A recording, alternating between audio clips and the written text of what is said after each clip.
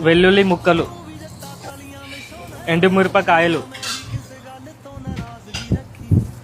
పచ్చిమిర్చి ముక్కలు, చిటికెడంత పసుపు, గోంగూర పేస్ట్. ఇది మంచిగా మంచిగా కలుపుకోవాలి, మొత్తం మిక్సీ కావాలి.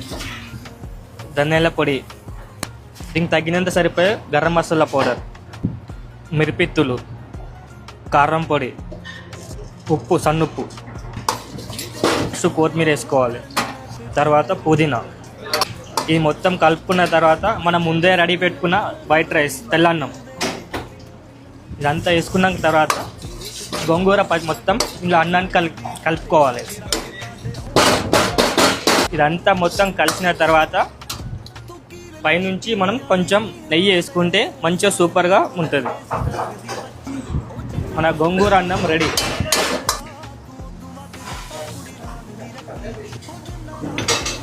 ప్లేటింగ్ చేసుకుంటున్నాం ఇప్పుడు. ఇలా చేసుకోవడంలో మనకు చూడడానికి అందంగా కనిపిస్తుంది, తినాలని ఉత్సాహం ఇంకా ఎక్కువ వస్తుంది.